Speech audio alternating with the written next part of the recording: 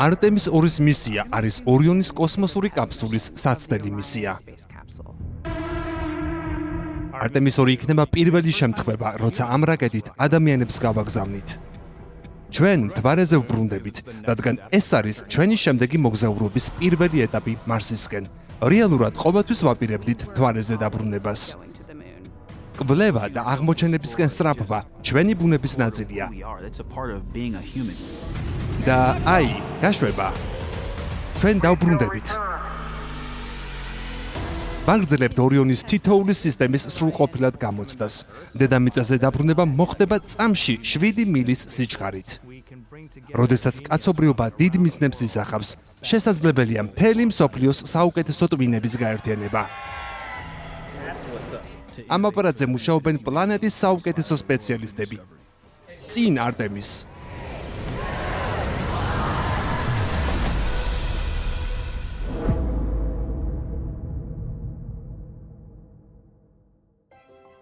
არტემის 2-ის გაშვება 2026 წლის 1 აპრილს ამერიკის შეერთებული შტატების აღმოსავლეთის დროით 18 საათსა და 24 წუთზე იგეგმება. თუმცა ეს დრო პირობითია და შეიძლება მცირედით შეიცვალოს.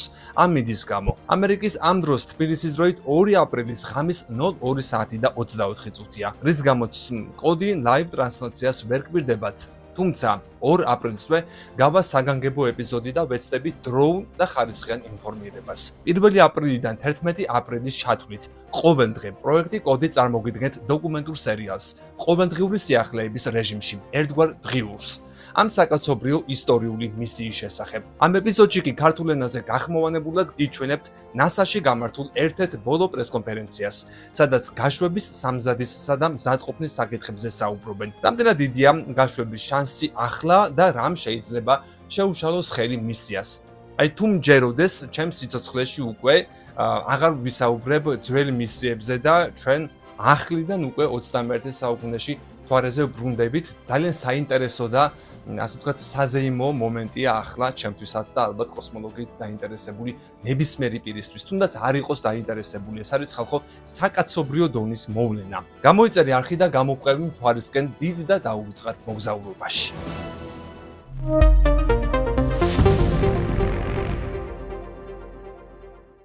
ეს არის არტემის 2-ის მისიის გაშვებამდე გამართული პრესკონფერენცია. დღეს ჩვენთან ერთად არიან, რათა გაშვების ათვლის პროცესზე ისაუბრონ. NASA-ს ტესტირების უფროსი დირექტორი ჯეფ სპოულდინგი. მოგესალმებით.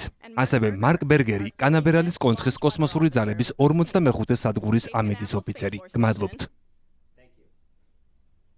ისინი გააკეთებენ მოკლე შესავალ კომენტარებს, რის შემდეგაც ვუპასუხებთ მედიის კითხვებს. ყოველგვარი დაყრდნობის გარეშე დავიწყოთ თქვენით. ჯეფ, გმადლობთ. კეთილი იყოს თქვენი მობრძანება. ამ მომენტისათვის ხვალინდელი გაშვების ფანჯრის გახსნამდე რამდენიმე საათით ადრე გეტყვით, რომ პირადად მე ძალიან აღფრთოვანებული ვარ. ახლახან აქ მოსვლამდე გაშვების მართვის ოთახში ვიყავი და გუნდის ბევრ წევრს შეხვდი. ჩვეულებრივ, როდესაც იქ ვმუშაობთ, ყველა ძალიან კონცენტრირებულია. თავჩაღუნულები არიან და სრულად არიან ჩართულნი იმ საქმეში, რასაც კოსმოსურ სფეროში ვაკეთებთ.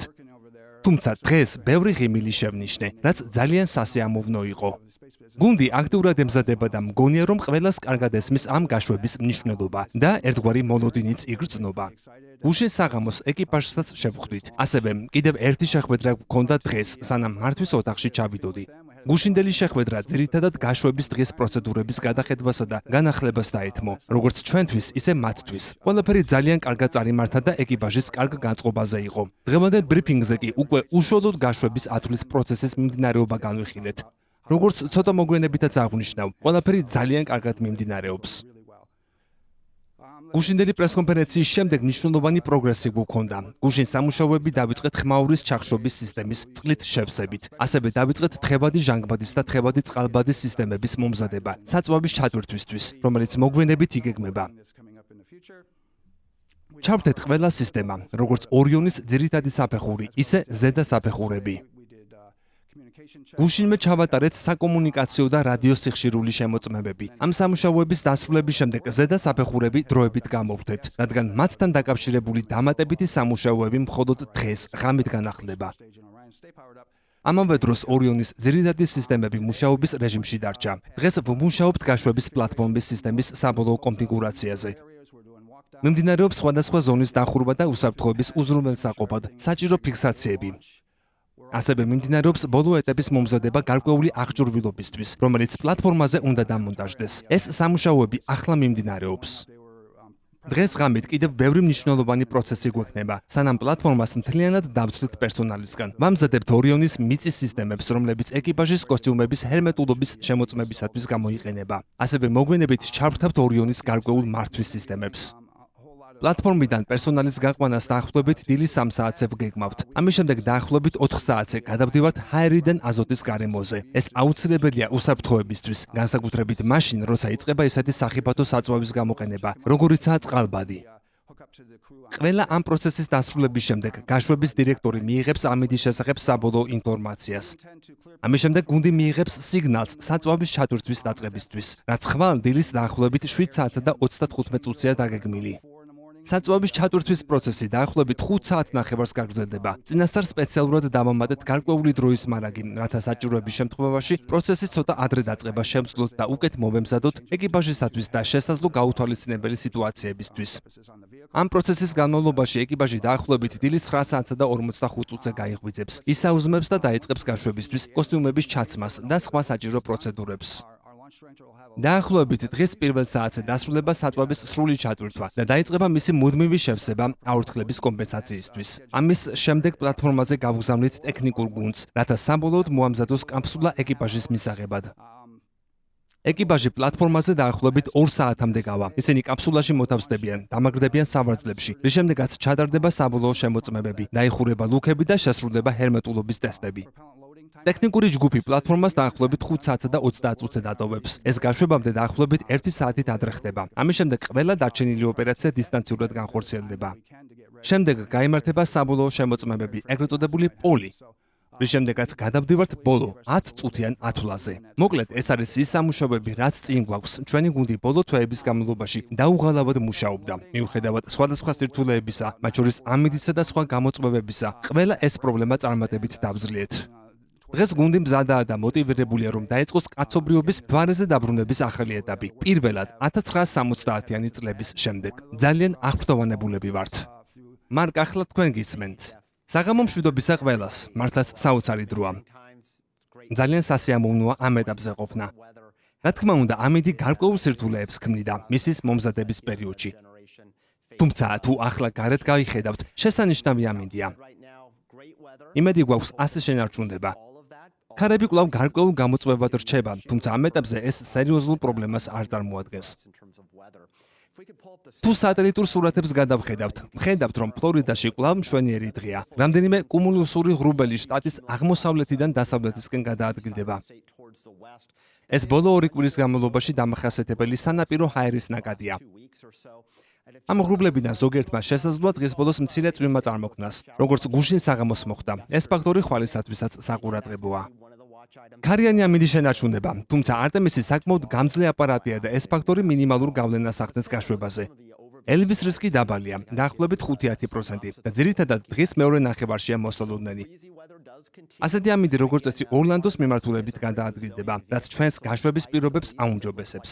რაც შეეხება სხვა ფაქტორებს, შესაძლოა ხსმენიათ, რომ მზის აქტივობა ოდნავ გაიზარდა და დაფიქსირდა მზეზე აფეთქება. თუმცა ეს ჩვენთვის პრობლემას არ წარმოადგენს, რადგან ენერგიის ძირითადი ნაწილი დედამიწისკენ არ არის მიმართული. თუ დავუშვათ, დღეს ვერ მოხერხდება გაშვება. კვირის დანარჩენ დღეებში ამინდი შედარებით ნაკლებად ხელსაყრელი გახდება. ეს მკვეთრი გაუარესება არ არის, მაგრამ საჭირო იქნება მეტი ყურადღება ღრუბლებისა და მცირე ნალექის მიმართ. მზის სურათზეც ჩანს ის რეგიონი, სადაც გუშინ აფეთქება დაფიქსირდა. ამ ეტაპზე არ შეინიშნება ნაწილაკების ისეთი აქტივობა, რომელიც რაკეტაზე გავლენას მოახდენს. თუ უახლოეს საათებში ცვლილება არ დაფიქსირდება, ეს საფრთხეც სრულად გაქრება. თუმცა აღნიშნულ ზონას მაინც დავაკვირდებით, რადგან შესაძლოა დამატებითი აქტივობა განვითარდეს. ატმოსფერული მონაცემების მიხედვით ქარები ძირითადად აღმოსავლეთ-სამხრეთ-აღმოსავლეთის მიმართულებიდან 15-20 კვანძის სიჩქარით უბერავს, რაც გაშვების შეზღუდვებს არ არღვევს. ტენიანობა პერიოდულად იცვლება, რაც ზოგიერთ დღეს მცირე წვიმის ალბათობას ქმნის, თუმცა უმეტესად ნალექი დასავლეთისკენ გადაადგილდება. ხვალისათვის პროგნოზი საკმაოდ ხელსაყრელია. შესაძლებელია მცირე ნალექი, თუმცა გაშვების 2 საათიანი ფანჯარა გვაძლევს საშუალებას ავირიდოთ ასეთი პირობები. ელვის რისკი კვლავ დაბალია. რიცხვებში თუ გადავთარგმნით, ხვალ დაახლოებით 20%-ია იმის შანსი, რომ ამიდის გამო გაშვება ვერ შედგეს. ანუ 80% არის წარმატების ალბათობა. ძირითადი რისკები დაკავშირებულია კუმულუსურ ღრუბლებთან და ქართან, ხოლო მზის აქტივობა ამ ეტაპზე უმნიშვნელოა.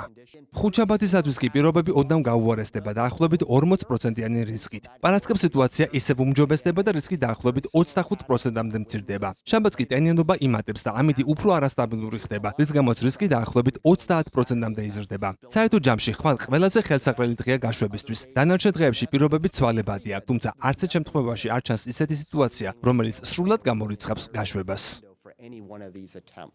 Thank you, Mark. We like to hear that. This is a live look. We shall return.